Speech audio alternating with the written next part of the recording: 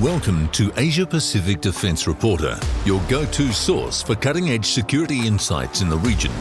Get ready for rapid-fire analysis and commentary from the Asia Pacific with your host, Kim Bergman. Hello and welcome back.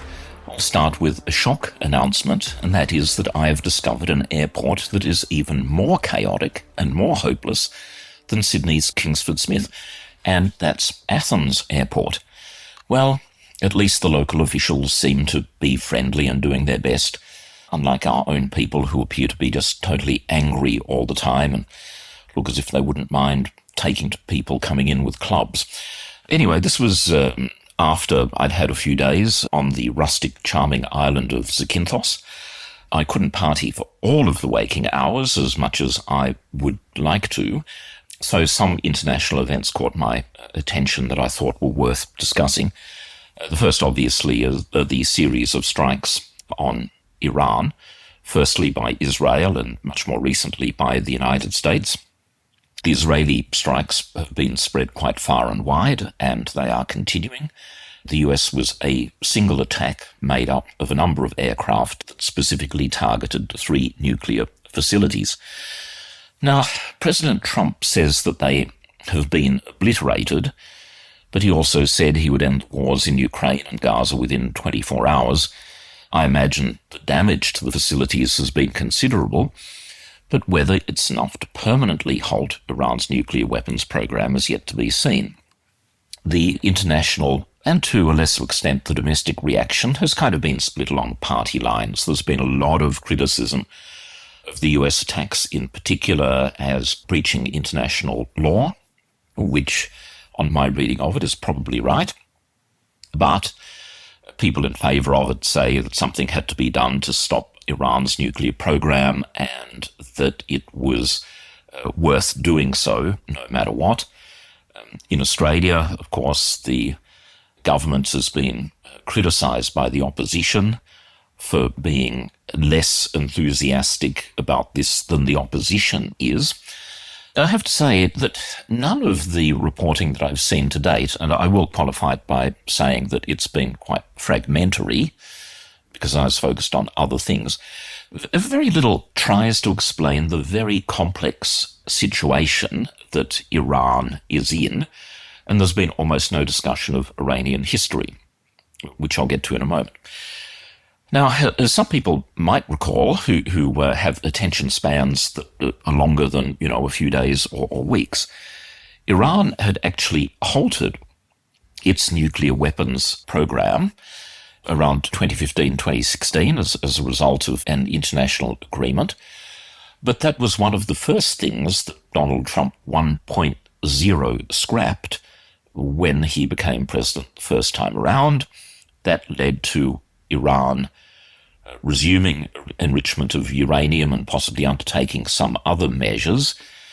So basically, Trump and Israel have now tried to destroy something that had been paused but resumed when the arrangement was torn up by the US at the urging of Israel.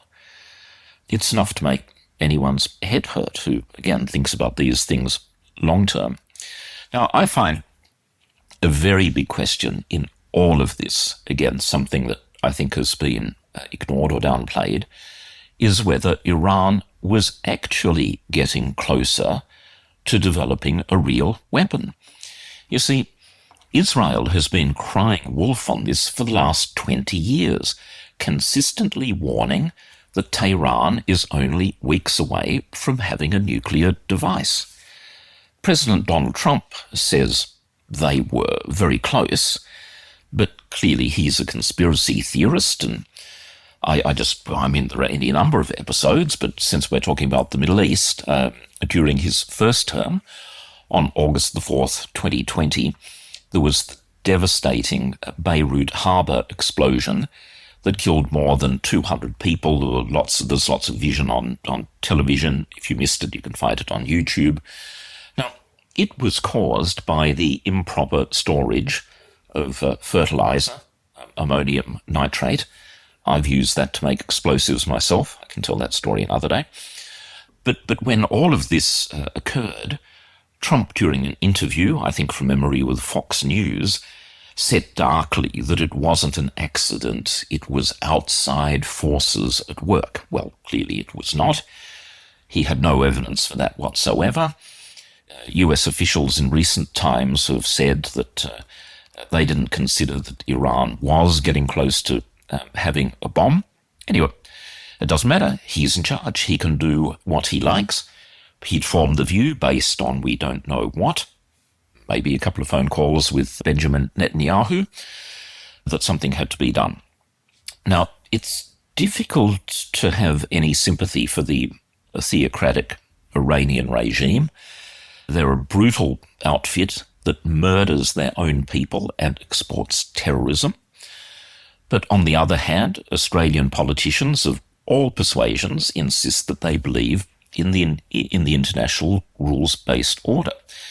And this means you don't go around bombing the life out of other nations just because you suspect they are up to no good and you can't provide any evidence to justify your actions. I note there's also some touchiness around the topic of regime change. Regime change, particularly in the Middle East, has been a dirty word. It's two words, actually, since the invasion of Iraq in 2003, because, of course, that didn't go so well, with the consequences being worse than the regime that was removed. You can probably say the same thing about Libya, with regime change in 2011, and there's been constant chaos since then. And early this year, Syria went the same way, getting rid of the truly awful Bashar Assad and his family. But Syria doesn't seem to be in very great shape either. So it's a touchy one. Now, I can't remember if I've discussed Iran and regime change before. It's a subject that interests me. Perhaps in future, if people are interested, I'll go into it in much more detail. But the basics are, in 1953, the US, with the strong backing of the UK, deposed the legally elected Prime Minister Mohammad Mossadegh. He had been elected fair and square. At that time, Iran had been a functioning democracy for a couple of decades. He was an enlightened, progressive leader, but he made the politically fatal mistake of wanting to nationalize Iran's huge oil reserves, which would have hurt the earnings of companies such as BP, then more properly known as British Petroleum. So, of course, he had to go. The British basically dragged the Americans into all of this. They ousted Mossadegh in a relatively violent coup. They dragged the very young Shah back from exile, installed him as the ruler, and he ran the country with great brutality until the Islamic Revolution of 1979, which, if you think about it, was a direct consequence of the US and British coup back in 1953, which is kind of more headache material to contemplate. Iran has threatened to retaliate. There's no surprise there. I mean, if you've been on the receiving end of such heavy air attacks just for the credibility of your own regime, you'd want to make a lot of noise about it. But it seems to me that their options are fairly limited. The Iranian Air Force is very old, poorly equipped, and is completely overmatched by the US and Israel. Similarly, the Navy is quite small. They have a number of very tiny platforms, some very old submarines and things like that. So I'm not sure that they would be able to do very much.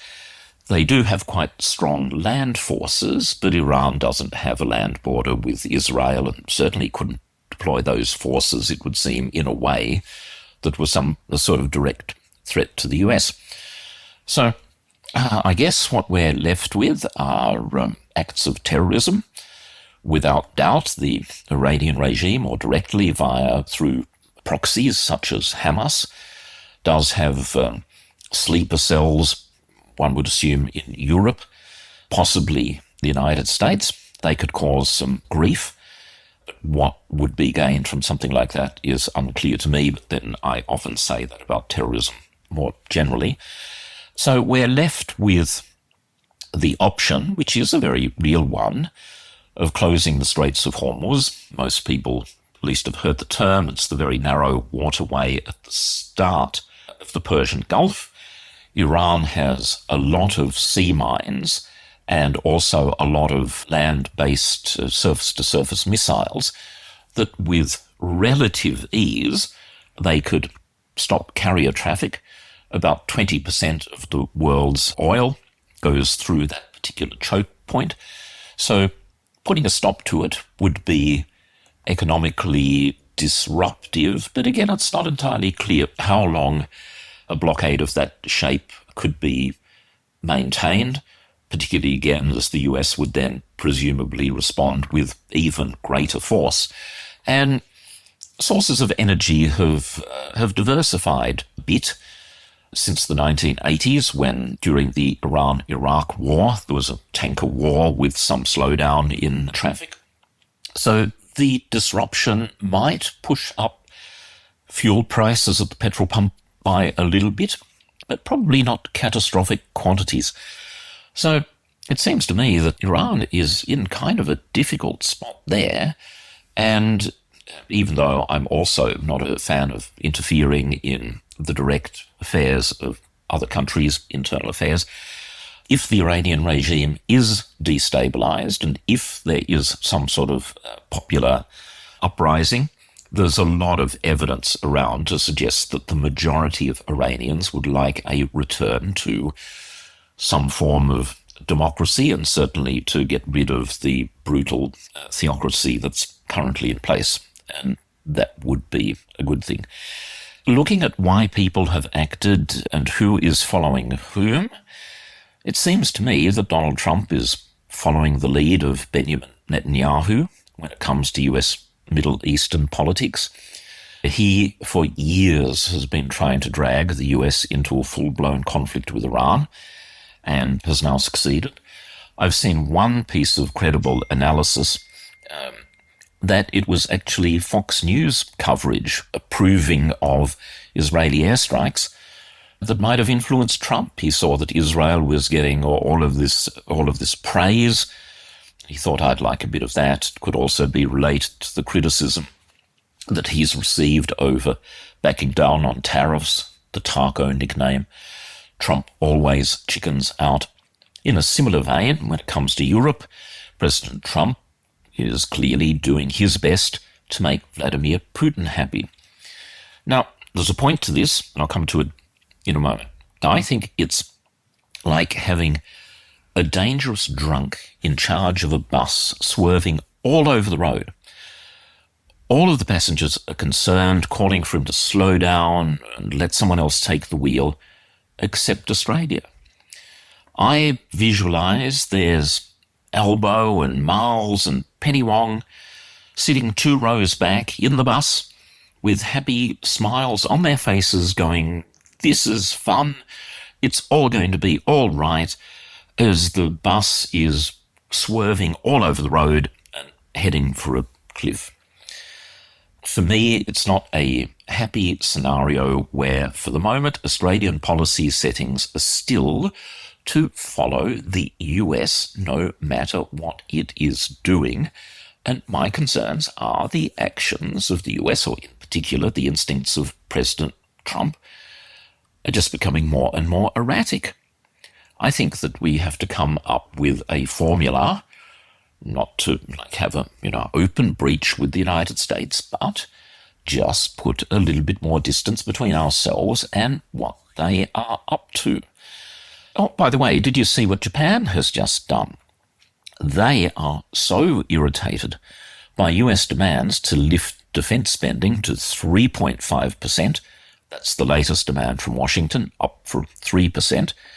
And as well as that, along with various on-off tariff issues, well, Japan has just postponed the next 2+2 ministerial meeting. Japanese Foreign Minister and Defense Minister were due to meet with their counterparts Hegseth and Rubio in Washington. No, they've called that off. And they're trying to do it, most commentators believe, to show the US that they can't go on just issuing these ridiculous demands on friendly nations and making all sorts of random threats. On a related theme, as part of my reading, I saw a piece from former Departmental Secretary Mike Pizzullo in sort of Defence Insider, known to many people, at least by reputation, in The Strategist a few days ago, and he raised, I thought for the first time, the very important issue, which I've done my best to highlight, about the presence of US forces in Australia and the fact that these are growing and growing rapidly, and we just have no public debate at all. Neither the government nor the coalition will make, a statement to Parliament or hold media conferences or lay out why they think all of this is necessary. I think, given I'm using the word erratic quite frequently, it's probably a substitute for bizarre, which I was using, I think, a little bit too often. But given how erratic the United States is behaving, I think that we should put a pause on these military expansions until we get a better feel for what's going on. And related to that, I saw a well-sourced article in the Australian Financial Review again on the theme that the US might not be able to supply nuclear-powered submarines to Australia because of resource constraints. They can't build them fast enough. I'm only pointing this out in a sort of I told you so way, which, by the way, doesn't in any way preempt the review currently taking place in the US. The deal could still go ahead. I said in my previous podcast, I think it will go ahead in some form, but I think it's likely to cost Australia even more, might be later, and perhaps the submarines will be even older. And on that one, it never ceases to amaze me that no one, apart from me, thinks it's totally ridiculous that we are subsidizing the US to build more new submarines for themselves, but they are fobbing us off with, at best, 2 Virginia-class submarines with 15 years already on the clock. How can any normal human being possibly think that's a great deal for Australia? Now, in the, I suppose, the worst-case scenario for the AUKUS boosters, if it's cancelled, I would expect the immediate resignation of Defence Minister Richard Marles and Vice Admirals Hammond and Mead, because they have all been shameless, illogical, deceitful boosters of this entire undertaking. Putting together the recent cash donation to US industry, it looks like Richard Marles sort of personally handed over a cheque to Pete Hegseth back in January, I think, plus all of the training courses we have to pay for, the Australian Submarine Agency budget, and various sundry expenses. I expect we have already spent around $5 billion on this undertaking. And that doesn't include the $7 billion that we're spending on infrastructure at HMAS Stirling for the permanent basing of Virginia-class submarines here from 2027. But of course, being in Australia, nothing will happen. Now, I was going to say a few more words about C3000 and ThyssenKrupp Marine Systems. I have a lot of unfinished business there. I have more data that I need to get out there, and it relates to their baseline offer, which even though, because of the rules, they can't confirm, everyone understands that the Saab 9LV combat system is at the heart of it. I think that that is a very important discriminator, and unless something outrageous has happened on the international scene, in the next few days I'll go into that in much more detail. Thank you for listening, goodbye for now, and see you next time. That's today's Asia Pacific Defence Reporter. For more in-depth articles, expert opinions and exclusive interviews, visit AsiaPacificDefenceReporter.com. Stay informed, stay ahead. This is your source for all things defence. Until next time.